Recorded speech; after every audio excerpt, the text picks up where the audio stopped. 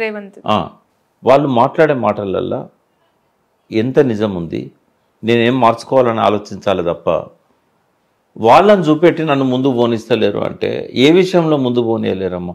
ఈయన మెయిన్ సమస్యలు రెండు ఉన్నాయమ్మా. ఒకటేమో ఖజానాలో డబ్బులు లేవు, ఆ ఉన్న డబ్బులన్నీ కూడా సంక్షేమ పథకాల పేరు మీద ఖర్చు పెడుతున్నాడు. నంబర్ 1.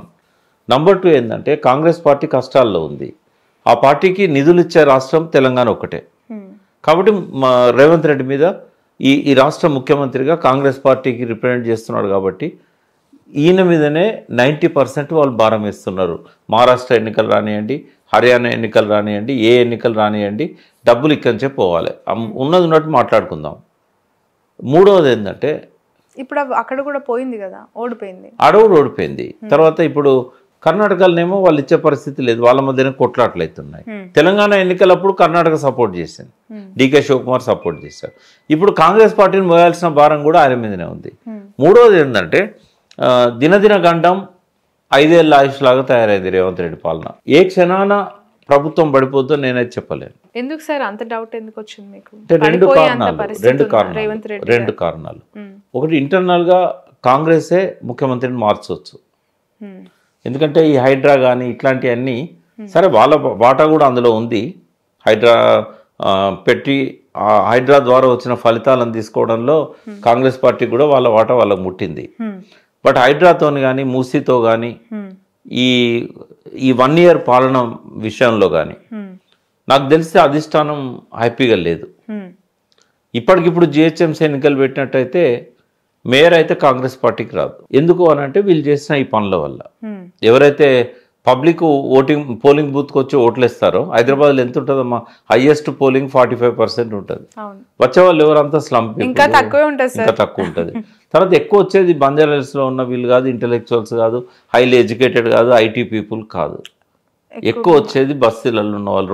2100 బస్తీలు, ఆ బస్తీలలో ఉన్న వాళ్ళే ఓట్లేస్తారు. వాళ్లకు అనుకూలంగా నిర్ణయాలు లేవు లాస్ట్ 1 year. ఇవన్నిటి వల్ల ఏమైందంటే ముఖ్యమంత్రిని మార్చే ఆలోచన అధిష్టానానికి రావచ్చు. ఎందుకు అనంటే ఈ క్యాబినెట్లో ఈయన కంటే చాలా సీనియర్లు, అనుభవం ఉన్న వాళ్ళు ఎంతోమంది మంత్రులు ఉన్నారు. వాళ్ళు సైలెంట్గా ఉంటున్నారు. ఎందుకు సార్ అంటే వీళ్ళిద్దరి మధ్య, ఈ టీము రేవంత్ రెడ్డి గారికి మధ్య సఖ్యత లేకనా మాకు రావాల్సిన పదవి రేవంత్కి వచ్చింది అని ఒక అక్కస, ఇంటర్నల్గా అసలు వాట్స్ హ్యాపెనింగ్ అనేది రెండు కూడా ఉన్నాయి. 1 year అయిన తర్వాత కూడా ఆ ఇష్యూ సమసిపోకపోవడం అనేది పెరిగిందమ్మా. ఓకే, పెరిగింది. స్టార్టింగ్ ఏంటంటే పోటీ పడ్డారు. మీకు తెలుసు ఒక 4-5 రోజులు డిలే అయింది రేవంత్ రెడ్డి ముఖ్యమంత్రిగా ప్రకటించడం. 3వ తారీఖు నుంచి 7వ తారీఖు.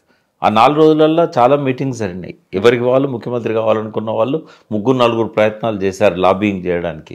ఫైనల్గా అనుకున్నారు మనతో కాదు, సరే అధిష్టానం ఎవరి పేరు చెప్తే వాళ్ళనే సపోర్ట్ చేద్దామన్నారు. బట్ డైజెస్ట్ కాలేదు, వాళ్ళకి డైజెస్ట్ కాలేదు. ఒక ముభావంగా ఉంటున్నారు వాళ్ళు. అక్కడ క్యాబినెట్లో వాళ్ళ రోల్ కూడా నిర్లిప్తంగా ఉంటున్నది. ఫీల్డ్ మీద మాత్రం వాళ్ళకి ఇచ్చిన శాఖ వరకు వాళ్ళు బాగా చూసుకుంటున్నారు. చాలామంది మంచి మంత్రులు ఉన్నారు, శ్రీధర్ బాబు కానీ, ఉత్తమ్ కుమార్ రెడ్డి కానీ. వీళ్ళెవరు కరప్టెడ్ కాదు. ఎప్పుడు కూడా వాళ్ళు ఏం చేయాలి ఈ శాఖ ద్వారా, పబ్లిక్లో ఇంకేం చేయాలనేది ఆలోచించేవాళ్ళు. దామోదర్ రాజనరసింహ కూడా మంచి మినిస్టరు, బట్టి విక్రమార్క సంస్కారం ఉన్న మంచి, ఇట్లాంటి వాళ్ళందరూ కూడా. బట్ ఎందుకు ఆ మంత్రుల వాళ్ళ శాఖల పనితీరు అద్భుతంగా ఉంది, వాళ్ళు మంచిగా పనిచేసే మంత్రులు, ప్రజలకు సేవ చేయాలని ఇంటెన్షన్స్ చాలా ప్యూర్గా ఉన్నప్పటికీ కూడా వాళ్ళ ఇంప్లిమెంటేషన్స్ జనాల్లో ఎందుకు ఫోకస్ అవ్వట్లేదు? రేవంత్ రెడ్డి గారి మాటలు, మొండి వైఖరి, ఆ కమెంట్స్, సెన్సేషనల్ వర్డ్స్ ఎందుకు? అన్నం ఉడికిందా లేదంటే ఒక్క మెతుకు చాలు. మీరు అడిగిన అన్నిటికీ ఒకటే జవాబు ఏంటంటే, నేను ఎక్కడ మాట్లాడినా కూడా నేను 20 లక్షలు ఇస్తా. నువ్వు క్యాబినెట్ను అసలు కాన్ఫిడెన్స్లోకే తీసుకోలేకపోతుంది. నా ప్రభుత్వం అనొచ్చు కదా, నేను అనేది కనాలి. నేను అనేది ఒక్కరు గవర్నర్. అసెంబ్లీలో పెట్టినప్పుడు బడ్జెట్ స్పీచ్లో నా ప్రభుత్వం అనే ఒక్క వ్యక్తి గవర్నర్. రేవంత్ రెడ్డి నేను అనే అర్హత కానీ, నేను అని ఆ బాధ్యత కానీ రేవంత్ రెడ్డికి లేదు. ముఖ్యమంత్రి అనేవాడు is one of the minister, కానీ క్యాబినెట్ హెడ్ అంతే. నేను అనే అహంకారం ఎందుకు నీకు? కాళోజీ నారాయణరావు గారు అన్నారు, నేను నుంచి మేము, మేము నుంచి మనము. కానీ జనం చూస్తే ఇంకా నేను నుంచి మేము కానీ ఆగిళ్ళు, మనము అని ఎప్పుడు అనుకుంటారో ఎప్పుడు వస్తుందో ఆలోచన అని అన్నాడు. అయితే అది రావాలి రేవంత్ రెడ్డిలో. వస్తే అప్పుడు క్యాబినెట్ ఏం చేస్తుందంటే తనను ఓన్ చేసుకుంటుంది. మంత్రులు కూడా రేవంత్ రెడ్డి వాళ్ళకు అడిగినంత ఫండింగ్ కానీ బడ్జెట్ కానీ ఇవ్వగలిగిన, లేకుంటే తన ముందున్న ఆర్థిక సమస్యలు కానీ ఇట్లాంటి వాళ్ళ ముందు పెట్టి డిస్కస్ చేసిన కొన్ని మంచి సలహాలు వస్తాయి. కానీ అదేమీ చేస్తున్నట్టు కనబడతలేదు. సరే, ఏదున్నా కేసీఆర్ గవర్నమెంట్తో పోల్చినప్పుడు మంత్రులకు ఇక్కడ స్వేచ్ఛ ఉంది, అక్కడ కొద్దిగా స్వేచ్ఛ తక్కువ ఉండే. అంటే ఎందుకు ఆయనకు మంత్రులకు ఫ్రీడమ్ ఇవ్వలేదనంటే, ఆయన అన్ని రంగాల మీద పట్టున్న మేధావి, అన్నిటి మీద ఆయనే ఎక్కువగా ఆలోచించేవాడు. ఏమవుతుందంటే ఇంట్లో బాధ్యతలన్నీ పెద్దన్నే చేసినప్పుడు తమ్ముళ్ళు డమ్మీ అవుతారు, చెల్లెళ్ళు డమ్మీ అవుతారు. అది కేసీఆర్ పాలనలో జరిగింది. మంచి చేసినా కూడా డెవలప్మెంట్, సంక్షేమం కానీ డెవలప్మెంట్ కానీ ఆర్థిక ప్రగతి కానీ అద్భుతంగా చేశాడు. బట్ ఆయన మొత్తం ఎక్కువ ఆయనే చూసేవాడు. బట్ ఇక్కడ ఏంటంటే అందరూ రేవంత్ కంటే సీనియర్లు, అక్కడ రివర్స్, అందరికంటే కేసీఆర్ సీనియర్. కేసీఆర్ అన్ని రంగాల మీద అవగాహన వ్యక్తి. ఇక్కడ ఏంటంటే ఒక్కొక్క రంగం మీద అవగాహన ఉన్న అద్భుతమైన మంత్రులు ఉన్నారు. వాళ్ళకు ఆ స్వేచ్ఛ ఇవ్వాలి, వాళ్ళకు బడ్జెట్ ఇవ్వాలి. ఇట్లాంటివన్నీ ప్రతిబంధకాలు ఉన్నాయి రేవంత్ రెడ్డి. మార్చే అవకాశం ఉందంటారా సార్? ఎందుకు అంటే రెండు ప్రమాదాలు ఉన్నాయి అమ్మ రేవంత్ రెడ్డికి. ఇది మీరు రికార్డ్ పెట్టండి. నంబర్ 1 ఏంటంటే కాంగ్రెస్ పార్టీ రేవంత్ రెడ్డిని మార్చలేకపోతే, ఎందుకంటే అందులో అసంతృప్తి ఉంది, ఏది క్యాబినెట్లో కానీ ఎమ్మెల్యేలలో కానీ. కాంగ్రెస్ పార్టీ మార్చలేకపోతే కాలపరిమితి నేను చెప్పను, కానీ వీలైనంత తొందరలో బీజేపీ టేక్ ఓవర్ చేస్తుంది. అది ఎలా పాసిబుల్ సార్? రెండు రకాలుగా పాసిబుల్. అధికారంలోకి వచ్చింది కాంగ్రెస్ పార్టీ, ముఖ్యమంత్రి కాంగ్రెస్ రేవంత్ రెడ్డి గారు. ఎక్కడన్నా బీజేపీ అట్లా గుర్తించి గౌరవించిందా? ఇది ప్రజలు ఈ పార్టీని ఎన్నుకున్నారు, వాళ్ళే పరిపాలన చేయాలని. మధ్యప్రదేశ్లో కాంగ్రెస్ అధికారంలోకి వస్తే కమల్నాథ్ మంచిగా పరిపాలన చేస్తుంటే రాత్రి దించేసి బీజేపీ ప్రభుత్వాన్ని తీసుకొచ్చారా లేదా? అంతకంటే ఎక్కువ అవకాశాలు ఇక్కడనే మధ్యప్రదేశ్ కంటే. ఎలా సార్, ఎలాబరేట్ చేయండి. ఎందుకంటే చాలా మందికి వెరీ సింపుల్ అమ్మా, చెప్పండి. ఒక్క రాత్రి సాధ్యమైద్దమ్మా, 1 నైట్.